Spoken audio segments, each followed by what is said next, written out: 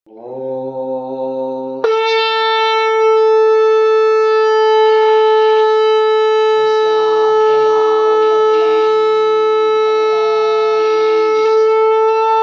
ब्रह्माहरशुनहि वक्तुमलं बलं च सा चण्डिकाखिलजगत्परिपालनाय नाशाय च शुभयस्य मतिं करोतु। ओंकार स्वरूप परब्रह्म परमात्मने नमः। श्री सद्गुरुभ्यो नमः। जय ब्रह्मदेव, जय ब्रह्मदेव, जय जय ब्रह्मदेव। ब्रह्मर्षि ब्रह्मज्योति ज्योतिष यूट्यूब चैनल में मैं आप सभी दर्शकों का हार्दिक अभिनंदन एवं स्वागत करता हूं। प्रिय दर्शकों, मैं फिर से उपस्थित हुआ हूं एक नया वीडियो लेकर के ज्योतिष विषयक ज्ञान वर्धन करने हेतु। दर्शकों, आज का हमारा ये वीडियो बहुत ही ज्ञानवर्धक वीडियो है। आप शुरू से लेकर अंत तक आप इस वीडियो को सुनें।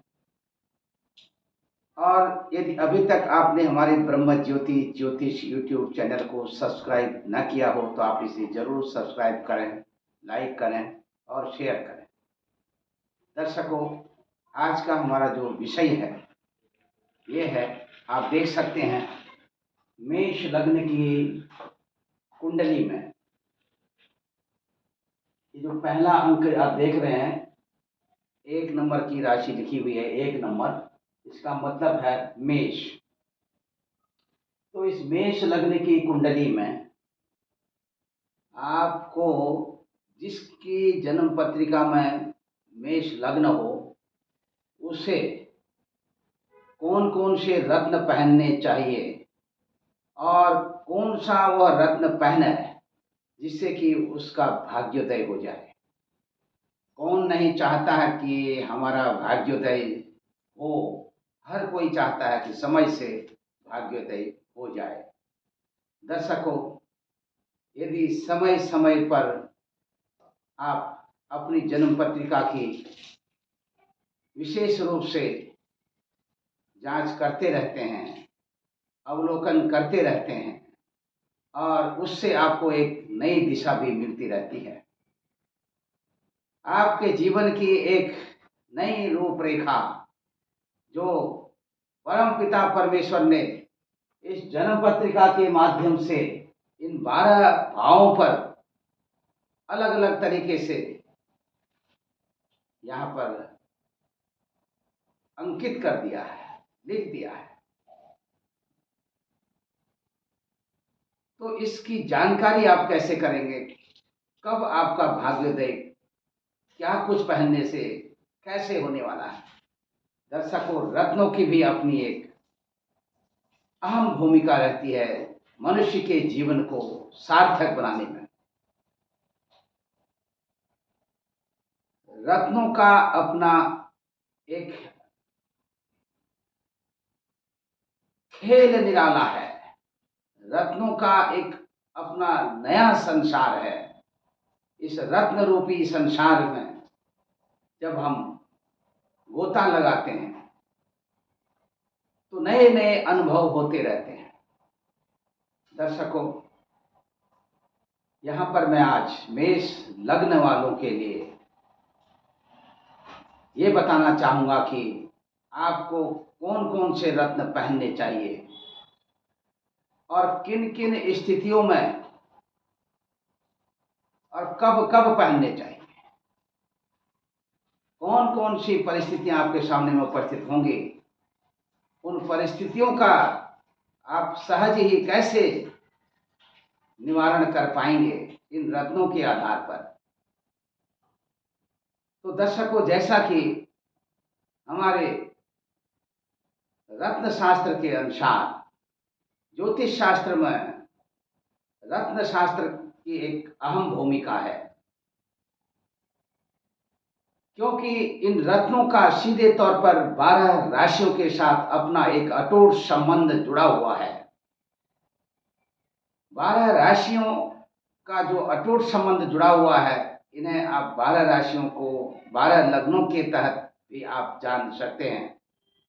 यहाँ पर सीधे सीधे तौर पर मेष राशि अथवा मेष लग्न की स्थिति को दर्शाते हुए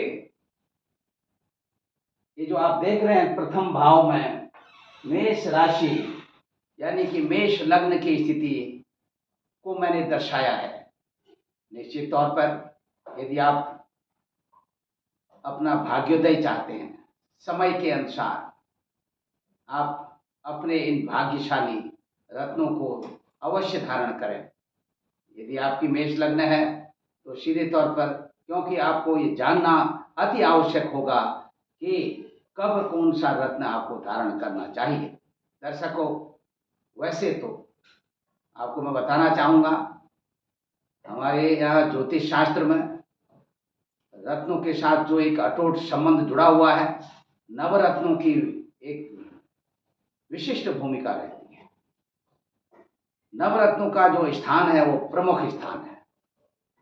नवरत्नों में जैसे सूर्य के लिए माणिक, और चंद्र देवता के लिए मोती, मंगल देवता के लिए मूंगा, बुध देवता के लिए पन्ना, गुरु देवता के लिए पुखराज, शुक्र देवता के लिए हीरा, शनि देवता के लिए नीलम, और राहु देवता के लिए गोमेद, और केतु देवता के लिए लहसुनिया।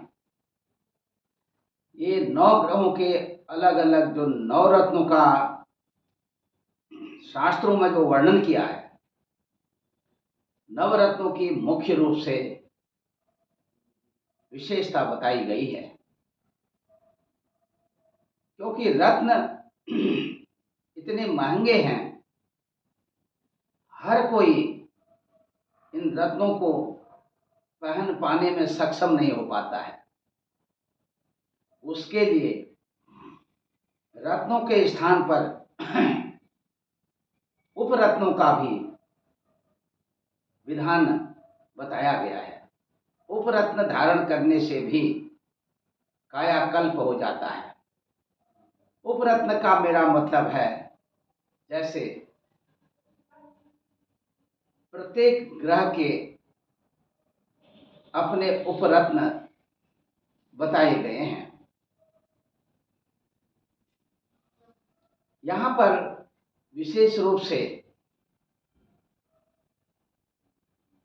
मैं ये बताना चाहूँगा कि उपरत्नों की अपेक्षा यदि संभव हो सके तो जो वास्तविक रत्न हैं उन्हीं को धारण करना चाहिए। अर्थव्यवस्था के अभाव में उपरत्न धारण करने का भी लाभ अवश्य मिलता है। यहाँ पर मैं आपको बताना चाहूँगा, जैसे रत्नों को पहनने से कितना प्रतिशत लाभ मिलता है। दर्शकों, वैसे तो आज का हमारा जो विषय है, ये मेष लग्न वालों को कौन कौन से रत्न धारण करना चाहिए। मेष लग्न यानी कि मेष लग्न है तो मेष लग्न वालों के लिए आप देख सकते हैं, मेष लग्न की कुंडली में यहाँ पर लग्न के जो स्वामी हैं मंगल देवता, तो मंगल देवता के लिए मूंगा धारण करना अति श्रेष्ठ होगा। मेष लग्न की कुंडली में यदि मूंगा धारण कर रहे हैं तो मूंगे के साथ आप पंचम स्थान पर जो 5 नंबर का अंक लिखा हुआ है, इस 5 नंबर का मतलब है सिंह राशि। सिंह राशि के देवता हैं सूर्य देवता, तो सूर्य देवता के लिए आप उनकी प्रसन्नता के लिए माणिक भी आप धारण कर सकते हैं। तो मूंगा और माणिक अपनी अनामिका अंगुली में, रिंग फिंगर में आप धारण करें। दूसरी तरफ यदि आप मूंगा और माणिक में से एक केवल रत्न पहनना चाहते हैं तो माणिक पहनना आपके लिए अति श्रेष्ठकर होगा। क्योंकि मेष लग्न से सूर्य देवता आपके पंचम स्थान के स्वामी बनते हैं। पंचमेश यानी त्रिकोण स्थान के स्वामी ये बहुत शुभ फल देने वाले हो जाते हैं। ऐसे में माणिक पहनने से सूर्य देवता की अपार कृपा बरसती है। जिन लोगों को हृदय रोग से संबंधित पीड़ा हो, मेष लग्न की स्थिति हो, तो ऐसे जातकों को माणिक अवश्य धारण करना चाहिए। माणिक धारण करने का जो शुभ दिन बताया गया है, रविवार के दिन प्रातः काल के समय, जब सूर्य देवता पूर्वी क्षितिज में उदय होते हैं, उस समय सूर्य देवता के उदय काल पर स्नान आदि के पश्चात माणिक को धारण करना चाहिए। इससे पहले कि आप कोई भी रत्न धारण करते हैं, रत्नों को शुभ मुहूर्त में अंगूठी में जड़ करके उनकी प्राण प्रतिष्ठा अवश्य करनी चाहिए। प्राण प्रतिष्ठा के साथ साथ जो ग्रहों के अलग अलग जो मंत्र बताए गए हैं, उन मंत्रों का भी जाप करना चाहिए। उससे उन रत्नों की जो शक्ति है वो कई गुना अधिक बढ़ जाती है। दर्शकों, इसी के साथ यहाँ पर यदि आप अकेला मूंगा धारण करते हैं, तो मेष लग्न वालों के लिए यह मूंगा भी अति श्रेष्ठ कारक होगा। क्योंकि यदि मेष लग्न, यहाँ पर आप देख सकते हैं, मेष लग्न में लग्न के जो स्वामी हैं ये मंगल ग्रह हैं। इसलिए मैंने यहाँ पर 1 नंबर के अंक में मंगल लिखा हुआ है। इस कुंडली के लिए दूसरे नंबर का जो रत्न है यह है मोती। मोती इसलिए पहनना चाहिए इस लग्न के जातकों को, क्योंकि ये 4 नंबर का अंक जो है आपके चतुर्थ स्थान यानी चौथे स्थान पर, यहाँ पर मेष लग्न से 4 नंबर का अंक यानी कि कर्क राशि, और कर्क राशि के जो स्वामी हैं वो है चंद्र देवता, इसलिए यहाँ पर 4 लिखा गया है। तो चंद्र देवता की स्थिति को यहाँ पर और अधिक बलवान बनाने के लिए मोती धारण करना चाहिए। दर्शकों, यहाँ पर मोती धारण करने से मेष लग्न वालों को अत्यधिक रूप से उनकी मन की शांति बढ़ती है। क्योंकि चंद्र देवता अपने आप में मन के कारक ग्रह माने गए हैं। मन की शांति, यदि किसी को किसी भी तरह की कोई भ्रांति हो, मानसिक रूप से कोई पीड़ित हो रहा हो, मानसिक रूप से कुंठाग्रस्त हो, मोती धारण करने से मानसिक रूप से उसे पूर्ण बल प्राप्त होता है, मन की शांति बढ़ती है। इसी के साथ यदि किसी भी ऐसे जातक को जिसे यक्ष्मा यानी कि क्षय रोग, टीबी आदि से संबंधित रोग की स्थिति बनी हो, ऐसी संभावना बनी हो, तो उसे भी मोती अवश्य धारण करना चाहिए।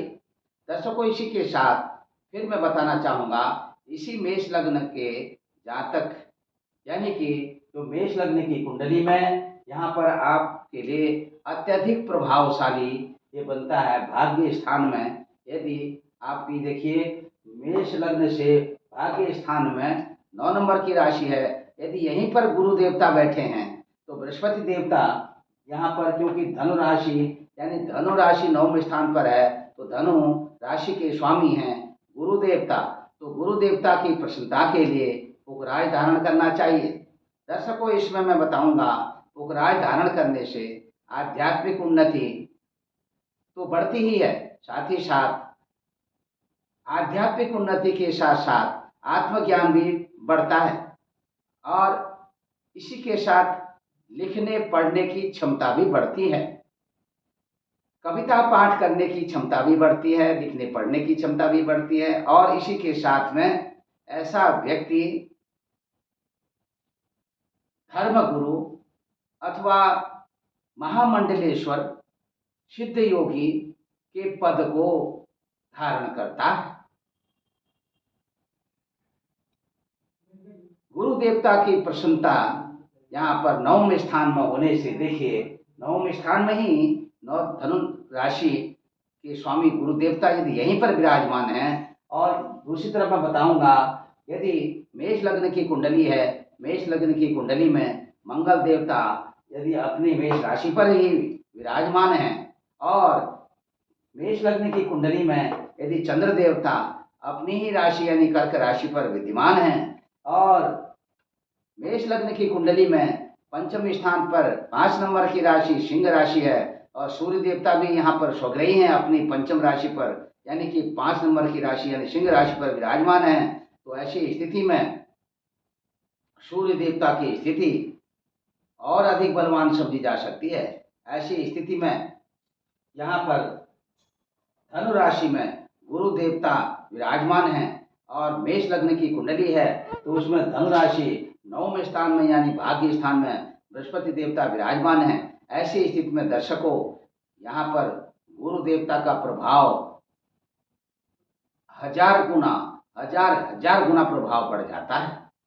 दर्शकों गुरु देवता अब यहाँ पर देखा ये जाता है क्योंकि जो स्थिति मैंने ग्रहों की दर्शाई है जिस तरह से ऐसे यदि मंगल चंद्रमा सूर्य और बृहस्पति ये जरूरी नहीं है आपकी मेष लग्न हो और मंगल आपकी मेष लग्न पर विराजमान हो और चंद्र देवता आपकी कर्क राशि पर विराजमान हो और सूर्य देवता सिंह राशि पर विराजमान हो, गुरु देवता धनु राशि पर विराजमान हो। ये जरूरी नहीं है कि आपकी जन्म पत्रिका में मेष लग्न की कुंडली में इन स्थानों पर ये ग्रह विराजमान हो।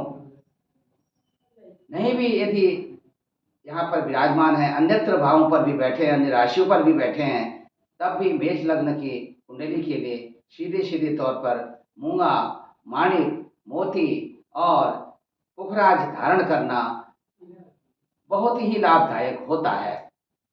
दर्शकों यदि लग्न में मंगल ग्रह की स्थिति हो मेष लग्न है और तब आप मूंगा पहनते हैं, मूंगा पहनने से आपको अनेक तरह के लाभ मिलते हैं। जैसे मेष लग्न के जो स्वामी ग्रह हैं ये हैं मंगल देवता। मंगल देवता की प्रसन्नता के लिए मूंगा यदि आप धारण करते हैं, यहाँ पर मैं आपको बताना चाहूँगा कि आपको कितना रत्ती मूंगा धारण करना चाहिए। यदि मेष लग्न है और आपकी अपनी जो अवस्था है वो 18 वर्ष से ऊपर है तो कम से कम 7.25 रत्ती का मूंगा धारण करना चाहिए।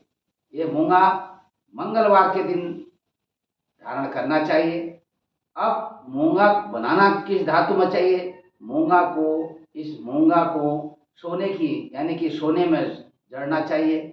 सोने के अभाव में तांबे पर यदि आप इसे अंगूठी का रूप देकर के बनाते हैं और उसे सिद्ध करके पहनते हैं तो बहुत लाभ मिलता है। अनेक प्रकार की धन संपत्ति सुख संपत्ति प्राप्त होती है।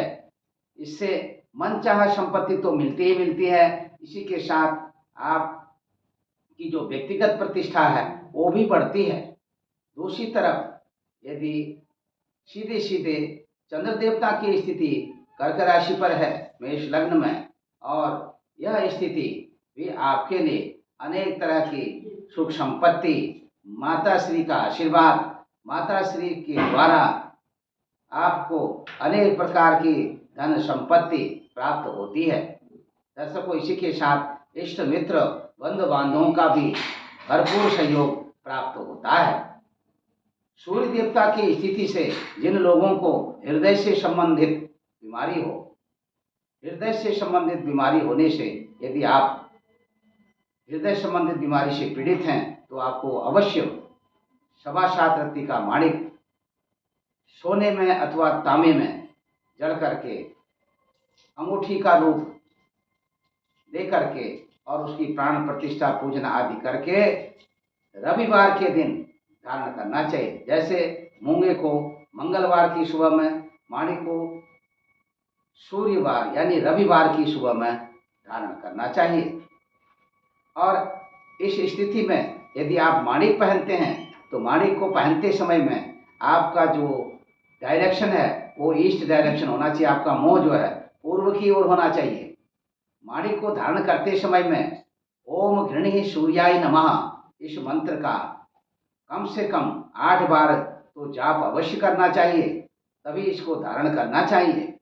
मूंगा यदि आप पहन रहे हैं तो मंगलवार के दिन दक्षिण दिशा की ओर अपना फेस करते हुए मूंगे को रिंग फिंगर में यानी अनामिका उंगली में धारण करें तो अवश्य लाभ मिलेगा।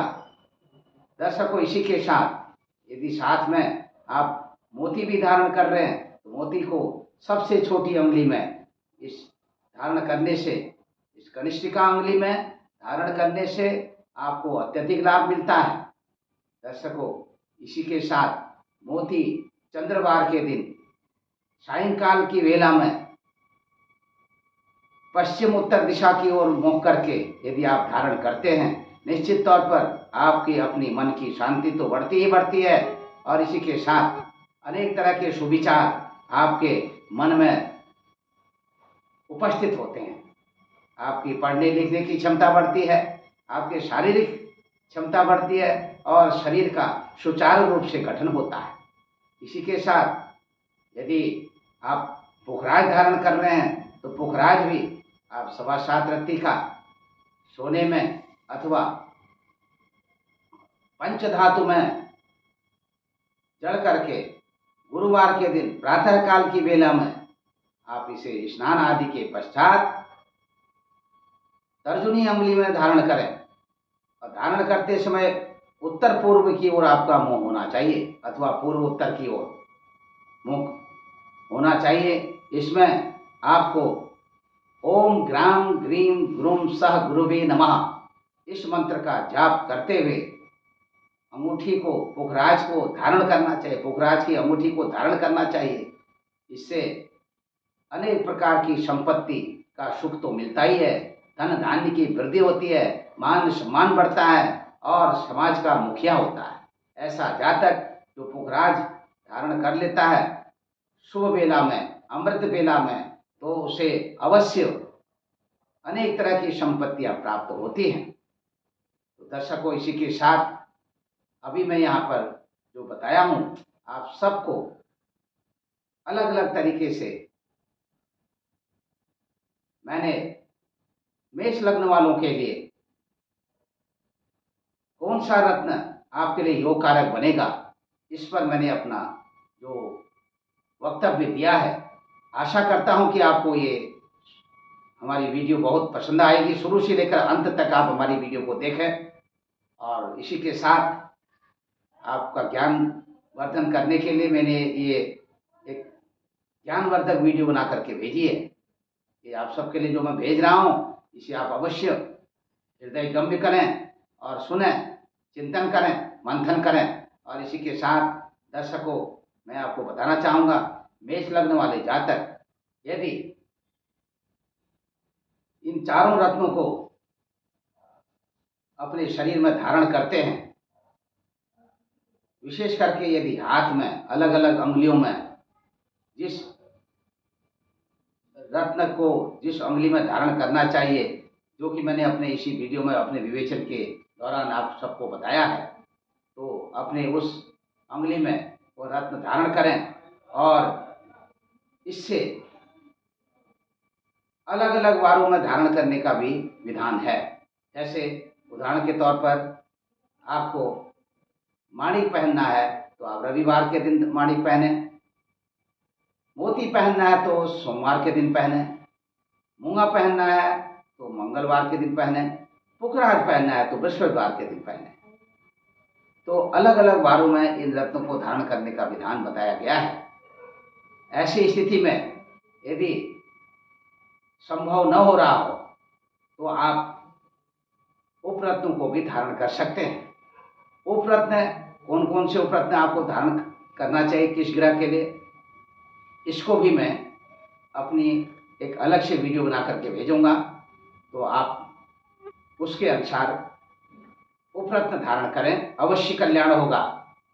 तो दर्शकों, यहाँ पर जो मैंने अभी स्थिति बताई है, क्योंकि लग्न का जो स्वामी है मंगल ग्रह, मंगल मेष राशि पर लग्न पर उपस्थित होने से यहाँ पर आप देख सकते हैं, मंगल यदि मेष लग्न पर मेष राशि पर आपकी जन्म पत्रिका में विद्यमान है तो ऐसे में एक पंच महापुरुष नामक योग की उपस्थिति बनती है, जिसको कहते हैं रोचक योग। रुचक योग में भी आपकी यह उपस्थिति आपके लिए मूंगा जो है बहुत ही लाभदायक होगा। ऐसी स्थिति में समाज में आपका कद बढ़ेगा, आपका मान, आपका सम्मान और आपकी स्वयं की प्रतिष्ठा भी बढ़ेगी। इसीलिए दर्शकों, जो व्यक्ति इस तरह की स्थिति में यानी कि मेष लग्न में मंगल वहीं पर विराजमान है और आप मूंगा धारण कर रहे हैं, तो आपके लिए बहुत ही लाभदायक होता है। ऐसा करने से, शुभ स्थिति में धारण करने से आपको यदि हड्डियों से संबंधित कुछ प्रॉब्लम है, समस्या है, तो अवश्य मूंगा धारण करें। आपको हड्डियों से संबंधित जो भी कष्ट हो रहा हो, अवश्य आपका ये कष्ट दूर हो जाएगा, यानी कि आपका ये कष्ट दूर हो जाएगा, इसमें कोई भी संदेह नहीं है। और दर्शकों मैं बताना चाहूँगा,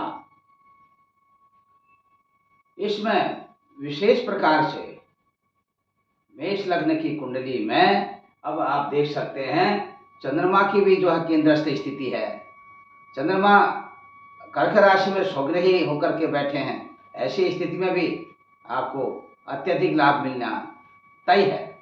और इसी प्रकार माणिक पहनने से भी, ये माणिक भी यहाँ पर पंचम स्थान का स्वामी सूर्य अपने ही घर पर बैठा हो, ऐसी स्थिति में आपका राजनीतिक भविष्य भी बताता है। राजनीतिक क्षेत्र में आपको अत्यधिक सफलता मिलती है। माणिक पहनने से आपका राजनीतिक क्षेत्र में आपका जो सम्मान है, आपकी जो प्रतिष्ठा है, वो अत्यधिक रूप से बढ़ जाती है। इसी के साथ हड्डियों से संबंधित कुछ बीमारी हो, हृदय से संबंधित, हार्ट से रिलेटेड प्रॉब्लम हो, तो माणिक धारण करने से आपको बहुत लाभ मिलता है और हमेशा हमेशा के लिए आपकी ये हृदय से संबंधित पीड़ा, वेदना, कष्ट दूर हो जाता है। पुखराज पहनने से तो कहना ही क्या है। पुखराज यानी कि 9वें स्थान का स्वामी है। यहाँ पर जो